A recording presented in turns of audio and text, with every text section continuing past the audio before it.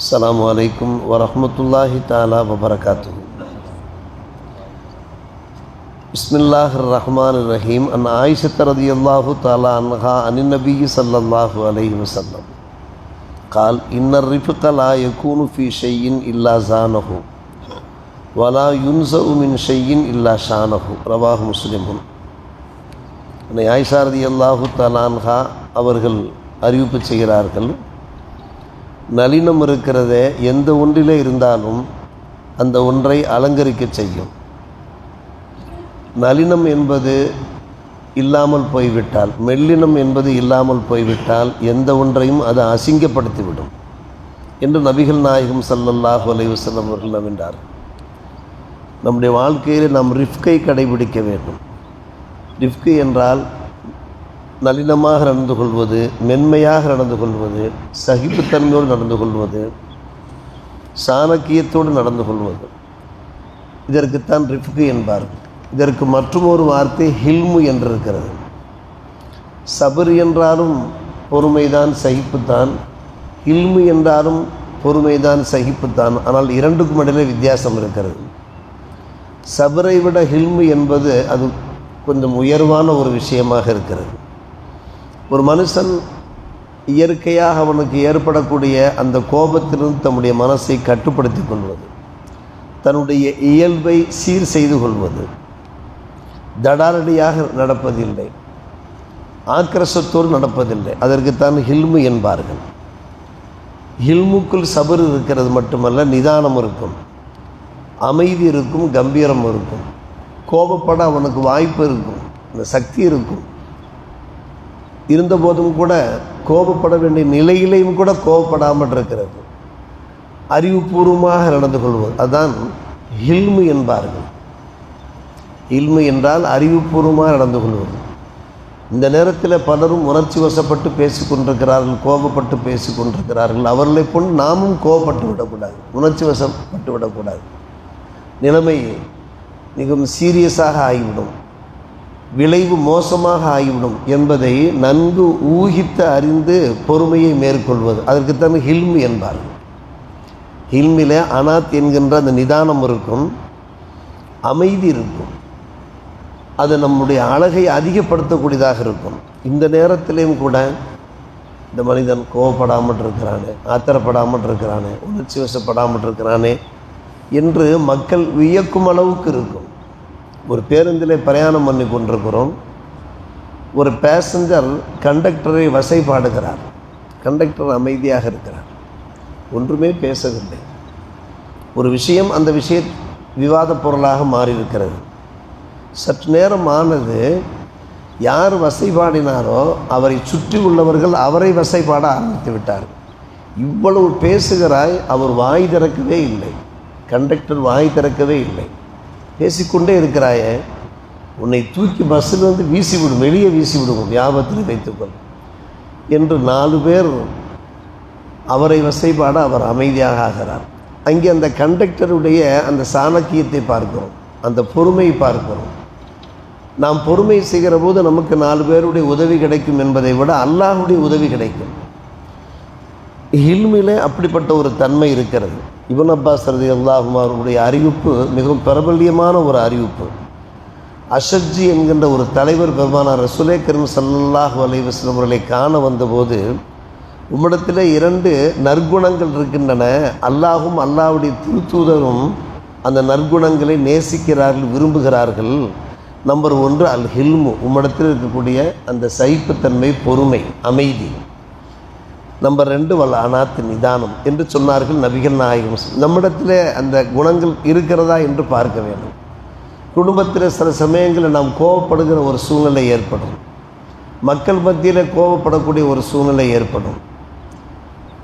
வியாபாரத்திலே, தொழிலில் நாம் ஈடுபட்டு கொண்டிருக்கிற போது நம்மை புண்படுத்துகின்ற முறையில், வேதனைப்படுத்துகின்ற முறையில் ஒரு சில பேர் தேவையில்லாமல் பேசுவார்கள், அனாவசியமாக பேசுவார்கள். அந்த நேரத்தில் தான் நாம் பொறுமையை கடைபிடிக்க வேண்டும், சகிப்புத்தன்மையை கடைபிடிக்க வேண்டும். அவர்களுடைய அந்த பேச்சையெல்லாம் கேட்டுவிட்டு, நீ சொல்வது உண்மையல்ல, நான் ஒரு விஷயம் சொல்கிறேன் கேட்டுக்கொள் என்று நாம் பொறுமையாக சொன்னோம் என்றால் பின்பு அவர் கேட்டுக்கொள்வார். கோபத்துக்கு கோபம் தீர்வாக ஆக முடியாது. ஆத்திரத்திற்கு ஆத்திரம் தீர்வாக ஆக முடியாது. அந்த ஹில்மை கடைபிடிக்கும்படி நம்முடைய மார்க்கத்தில் வலியுறுத்தப்பட்டிருக்கிறது. அடிக்கடி நாம் பேசுகின்ற ஒரு நிகழ்ச்சி தான் அனசர் இல்லாதவர்கள் அறிவிக்கின்ற ஒரு நிகழ்ச்சி. கூறுகிறார்கள், நபிகள் நாயகம் ஸல்லல்லாஹு அலைஹி வஸல்லம் அவர்களோடு மதீனாவில் ஒரு தெருவிலே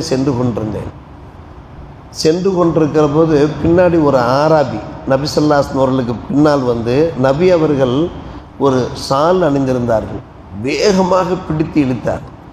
எந்த அளவுக்கு இழுத்தார் என்றால் அவர் இழுத்த இழுவையில் அந்த ஷாலுடைய அந்த தடம் பதிந்து விட்டது. குன்து அம்ஷிமா ரசூலுல்லாஹி ஸல்லல்லாஹு அலைஹி வஸல்லம் அலை புர்துன் நஜரானியுன் கலீலுல் ஹாஷியா ஃபாதரக்கு ஆராபின் ஃபஜதபஹு பிரிதாய் ஜதுபத்தன் சதீதா ஃபநதர்து இலா சஃபாத்தி உனுக் ரசூலுல்லாஹி ஸல்லல்லாஹு அலைஹி வஸல்லம் வகத அஸ்ஸரபியா ஹாஷியத்து ரிதா மின் ஷித்தத்தி ஜதுபிஹி. வேகமாக இழுத்த காரணத்தினாலே அதில் அடையாளமும் ஏற்பட்டு விட்டது. அப்படி என்ன அவர் சொல்ல போகிறார்? இவ்வாறு ஒரு இழுத்து விட்டு வேகமாக 4 பேருக்கு மத்தியில் தெருவில் வைத்து நடக்கிறது. நம்மை ஒருவர் அப்படி இழுத்தால் நம்ம அதை பொறுத்து கொண்டிருப்போமா? சென்று கொண்டிருக்கிற போது அவர் பெருமானாரை பார்த்து பேசுகிறார், யா முஹம்மத் முர்லிமின் மாரில்லாஹி அல்லது இந்தக்க இடத்தில் பைத்துல் மால் இருக்கிறது, அதில் ஒரு தொகை எனக்கு தாரும் என்று அவர் கேட்கிறார். சாதாரணமாக கேட்கலாம், எனக்கு கஷ்டமாக இருக்கிறது, உதவி தேவைப்படுகிறது, பைத்துல் மாலிருந்து ஏதேனும் உதவி செய்யலாமே என்று கேட்கலாம். ஆனால் அவர் என்ன செய்கிறார்? ஒரு கிராமவாசி, ஒரு காட்டரபி என்பார்கள், அவருடைய குணத்தை காண்பிக்கிறார்.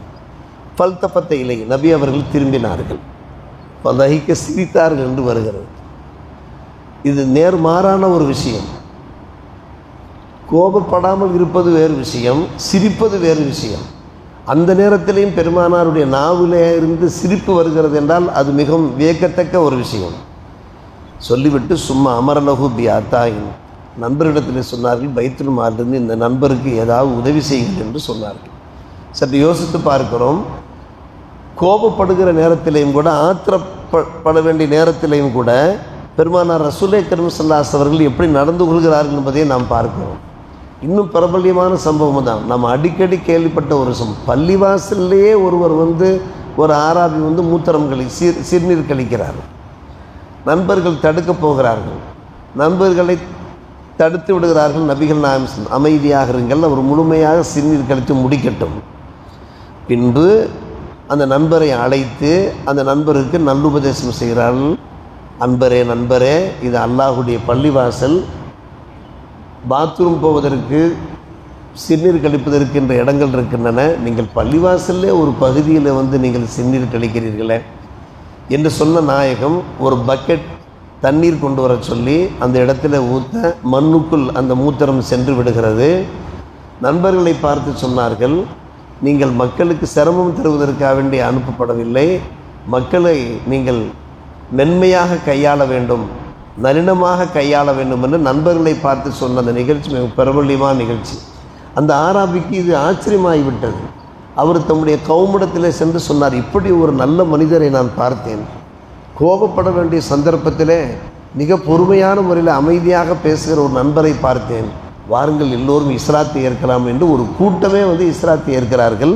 இந்த நிகழ்ச்சியை அடிப்படையாக வைத்த அருமை சகோதரர்களே, பெரியவர்களே, உமர் இப்னு கத்தாப் ரலியல்லாஹு அன்ஹு அவர்கள் கூறுகிறார்கள், தஅல்லமுல் இல்மை நீங்கள் கற்றுக்கொள்ளுங்கள், தஅல்லமுல் இல்மி அஸ்ஸக்கீனா, இல்முக்கு நீங்கள் கற்க வேண்டிய விஷயம் அஸ்ஸக்கீனா அமைதி, வல் ஹில்ம பொறுமை.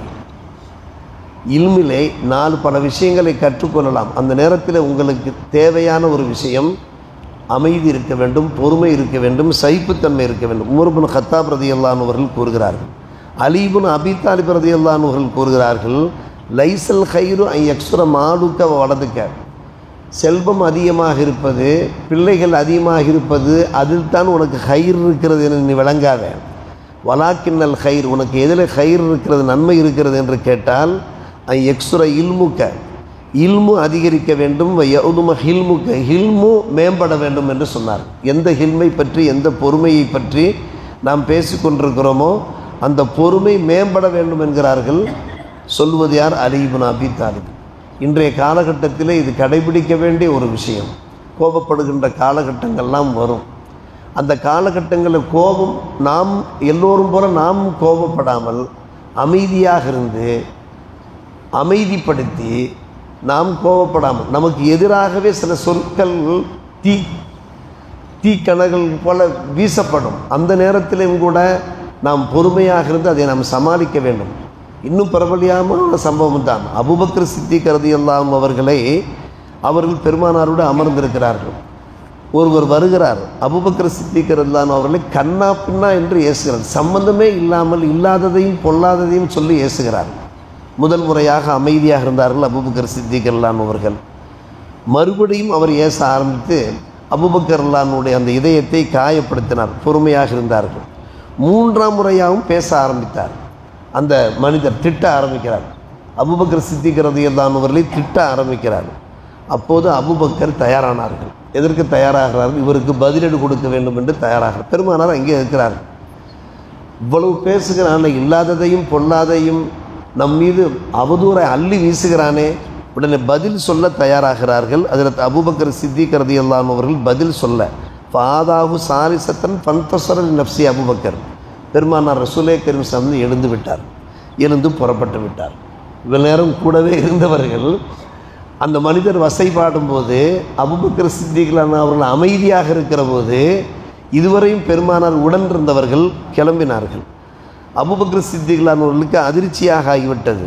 பின்னாலேயே போகிறார்கள். யா ரசூலுல்லாஹ் அவுஜப்த மின்னி, என் மீது உங்களுக்கு கோபம் வந்து விட்டதா யா ரசூலுல்லாஹ், கோபத்தினால் நீங்கள் புறப்பட்டு போகிறீர்களா? அப்போது நாயகம் நான் கவனிக்க வேண்டிய ஒரு விஷயம், நசல மலக்கும் மின சமாயி யு கல்லி முகு பிமா காலலக்க யு கத்தி முகு பிமா காலக்க எருத்தானுங்க. அல்லாஹ் ஒரு மலக்கை அனுப்பி வைத்தான். அந்த மனிதர் உம்மை வசைபாடுகிற போது இல்லாததையும் பொல்லாததையும் சொல்லுகிற போது அவருக்கு பதில் கொடுத்து கொண்டிருந்தார், பொய்யாக்கி கொண்டிருந்தார். இவர் பேசுவதெல்லாம் பொய், இவர் பேசுவதெல்லாம் பொய், அபூபக்கர் நியாயமானவர் என்று அவர் மலக்கினுடைய அந்த குரல் நமக்கு கேட்கவில்லையே தவிர அல்லாஹ்வே ஒரு மலக்கை அனுப்பி வைத்து விட்டான். அவர் மறுப்பு கொடுத்து கொண்டிருந்தார், பதிலடி தந்து கொண்டிருந்தார். எப்போது நீ பதில் சொல்ல தயாரானாயோ, நீங்கள் பதில் சொல்ல தயாரானீர்களோ, மலக்கு புறப்பட்டு விட்டார், மேலே சென்று விட்டார், விண்ணை நோக்கி சென்று விட்டார். சைத்தான் வந்து விட்டான். இனி நீங்கள் கோவப்பட ஆரம்பித்து விட்டால் சைத்தான் தலையில் உட்காந்துருவான். கோவப்பட்டுட்டே இருக்க வேண்டியது தான். சைத்தான் இருக்கிற இடத்துல எனக்கு என்ன வேலை, புறப்பட்டேன்டாங்க. நீங்கள் கோவப்பட ஆரம்பிச்சிட்டிங்கன்னாக்கா அங்கே யார் வந்துடுறாங்க? சைத்தான் வந்துடுறான். சைத்தான் இருக்கிற இடத்துல எனக்கு வேலை இல்லை, புறப்பட்டேன்டாங்க ரசூல். இதே போல தான் நன்கு கவனிக்க வேண்டும். நமக்கு எதிராக யாராவது வசைபாடினால், ஏசி பேசினால், இல்லாததையும் பொல்லாதையும் சொன்னால் இந்த நிகழ்ச்சி நம் நினைவுக்கு வர வேண்டும், நிழலாட வேண்டும். கண்டிப்பாக மலக்குமார்களை அல்லாஹ் அனுப்பி வைத்து அந்த மலக்குமார்கள் மூலமாக அவர்களுக்கு பதில் தந்து கொண்டிருப்பான். நாம் பதில் சொல்ல வேண்டிய அவசியம் இல்லை. அவனுடைய விளைவு அவருக்கு ஏற்படத்தான் செய்யும். நாம் சற்று பொறுமையை மேற்கொண்டோம் என்றால் அதற்கு பின்னால் உண்டாகிற நன்மைகள் இருக்கிறதே, பின்னால் ஏற்படுகிற நல்ல விளைவுகள் இருக்கிறதே, அது அபாரமாக இருக்கும் என்பதை விளங்கி வாழ்வோமாக. அல்லாஹ் நல்லர் புரிவானாக. வாஹிர் தாவான் அல்ஹம்துலில்லாஹி ரப்பில் ஆலமீன்.